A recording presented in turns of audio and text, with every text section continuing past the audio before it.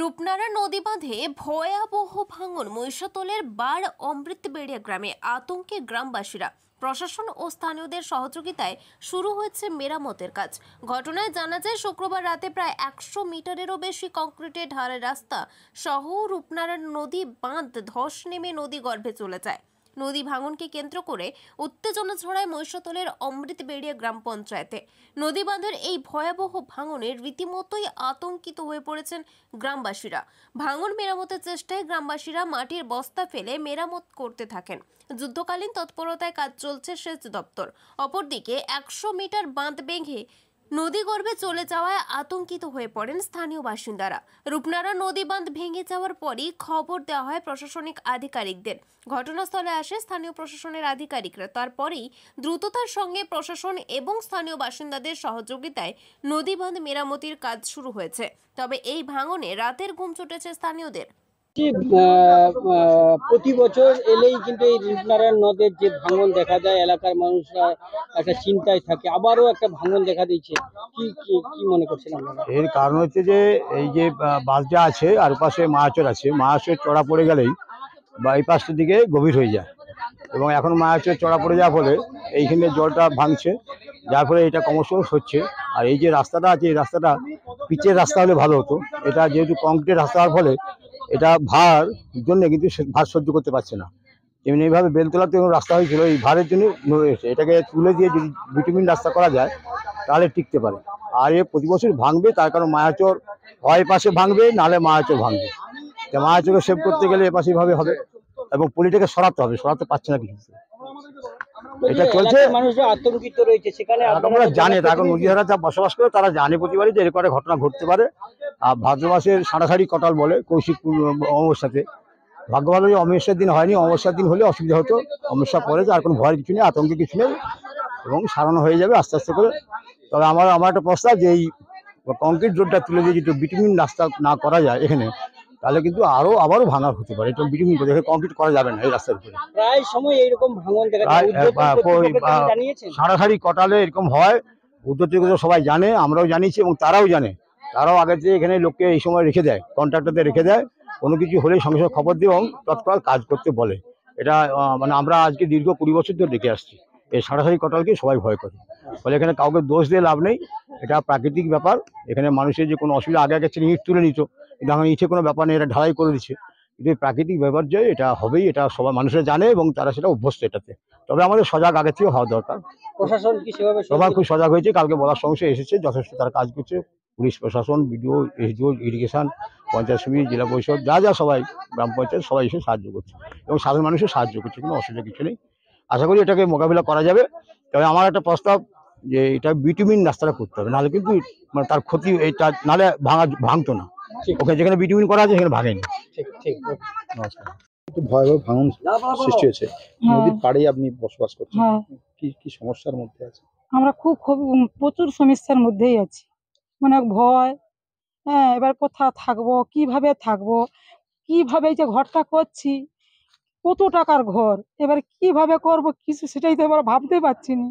এমন মুহূর্তের মধ্যে এরকম ভেঙে গেছে, সেটাই তো ভাবতে পারছি না। প্রশাসন এসেছিল? এবারে আমরা তো বুঝতে পারি না, আমরা তো ঘরের ভিতরে, আমার তো শরীর ভালো না, আমি ঘরের ভিতরে আজই বেরাইছি।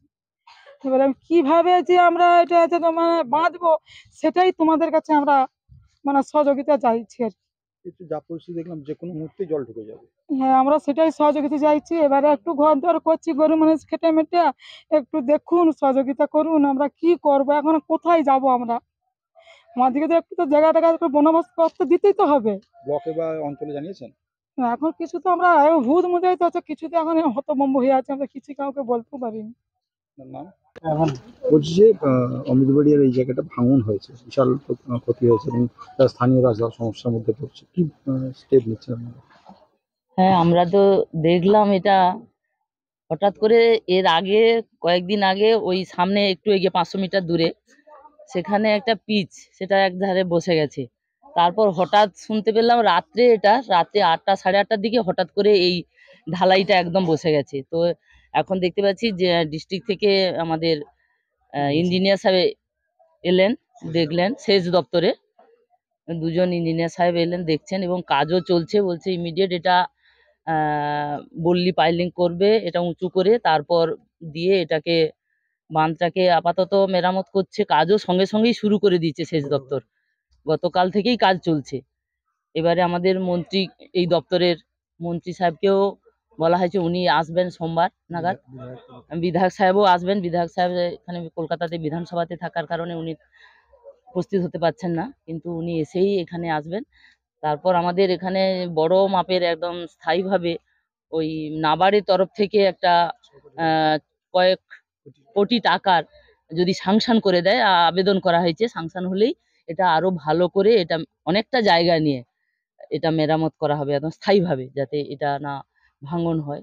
তো নদীর কখন কি ইচ্ছে, যখন খুশি যেখানে খুশি নদীর স্রোত যেদিকে যায় সেদিকে হচ্ছে, এভাবেই আমাদের কাজ হচ্ছে। এবং সরকার আমাদের পাশে আছেন। মুখ্যমন্ত্রী মমতা বন্দ্যোপাধ্যায়কে ধন্যবাদ জানাবো যে আমাদের সঙ্গে সঙ্গে আমাদের যখনই আমরা বিপদে পড়েছি, নদী বাঁধ ভাঙন, সঙ্গে সঙ্গেই আমাদের এই দপ্তরের যা মন্ত্রী উনিও সঙ্গে আসেন এবং এসে আমাদের সঙ্গে এসেই পাশে কাজ সঙ্গে সঙ্গে কাজটা শুরু করে দেন। বলছি বহু বাড়ি রয়েছে এই এলাকায়, সেগুলোকে বাড়িতে তাদের নিরাপত্তার জন্য তাদেরও যাতে এই যে রায়ত জায়গা তাদের মধ্যে পড়ে যাবে, তো তাদেরকেও আমাদের বলা হয়েছে বিএলআর দপ্তর থেকে মাপজোপ করে কতটা ওদের জায়গা, তাদের নিশ্চয়ই সেইভাবে আমাদের বিএলআর থেকে বিডিও থেকে আমরা একটা চিঠি করব হায়ার অথরিটিকে, সেখান থেকে ওদের কি করা যায় সেখান থেকে নিশ্চয়ই ব্যবস্থা করে দেবেন ওদেরও। বলছি স্থানীয়দের দিকে এখন কোথাও স্থানান্তরিত করা হচ্ছে? না, সেরকম বিপজ্জনক নেই বললো। বলছে আমরা যা দেখলাম, ইঞ্জিনিয়ার সাহেব বললেন যে যে এটা নদীর চর থেকে এই যে জায়গাটা বসবাস করছে এটা অনেকটা উঁচু, তো এটা ভয়ের কোনো কারণ নেই, তো এখনই এদেরকে শিফটিং এর কোনো দরকার নেই, তাই বললো। বিরোধীরা যেটা বলছে যে কাটমানি খেয়ে খেয়ে সব শেষ হয়ে যাচ্ছে, তাই কংক্রিটে ঠিকঠাক করতে পারছে না, এটা বিরোধীদের বক্তব্য। দেখুন, এটা প্রবাদ বিরোধীরা প্রতিম। এরা ওদের কথা ওরা বলবে, বিরোধী সবসময় বিরোধিতার কথাই বলবে, তো এ কথায় আমি গুরুত্ব দিতে চাইছি না।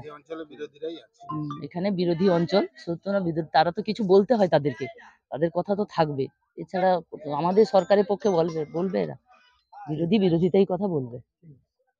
এই ভাঙন এত বড় হয়েছে, কি বলবেন? এত সমস্যা তো বিশাল। হ্যাঁ, সমস্যা বিশাল, কিন্তু সব দপ্তরে তো জানানো হচ্ছে। এবার হঠাৎ করে তো নদী বাঁধ এরকম ভেঙে গেছে। অনেক অনেক সময় আমরা বলছি যে বোল্টার ফেলাইতে, এরা তো কেউ শুনেনি। ভিডিও কতবার আসে জানাইছি, কিন্তু তারা এই সহযোগিতা করেনি। আমাদের এখানে প্রধান বলো, স্থানীয় মেম্বার টেম্বার সবাই আছে, সবাইও সবসময় বলছে এখানে হয়নি, কিন্তু এর পরবর্তী স্টেপেও আরো ভাঙতে পারে। এই তো জল ঢুকার আশঙ্কা হয়ে গেছে। মানে তো এমনি এই নদী ধারে বাস করতে চিন্তা তো 12 মাস হ্যাঁ, ধরেই লেগে চিন্তা তো আমাদের সবসময় 12 মাসই আছে। কিন্তু এখন কি উপায় করবে, তার প্রশাসন আছে, বিডিও আছে, এসডিও আছে, তারা যা চূড়ান্ত নেবে সেটাই। দারুণ ফাঁদ, বিশাল ভাঙন। কি বলবেন আপনি চোখের সামনে এরকম করছে? আপনাদের কাছে একটাই অনুরোধ, যাতে এনারা সুস্থভাবে থাকতে পারে, আর সুস্থভাবে একটু বেঁধে দিবেন, একটু সহযোগিতা করবেন আপনারা, না হলে এনারা বাঁচবে কি করে। আর এনাদের তো কোনো আর্থিক অবস্থা সেরকম কিছু নেই, কারণ এই অনেক কষ্টে বাড়িটা করছে, এই বাড়িটার মধ্যেই মোটামুটি থাকতো। ছেলে এখন ছোট, ধরো 28-30 বছরের, সে আর কি কাজ করবে। আর এই যাতে বাঁধটা ভালোভাবে বাঁধা হয় সেই চেষ্টা আপনারা করুন। দেখে কি মনে হচ্ছে যে বাঁধ তাড়াতাড়ি ভেঙে আরো বেশি জল ঢুকতে পারে?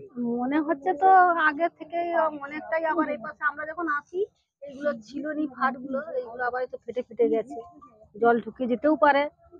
নদীর মহিমা আমরাও কি কিছু বলতে পারবো? জলের শক্তি যা, আমরা কিছু করতে পারবো?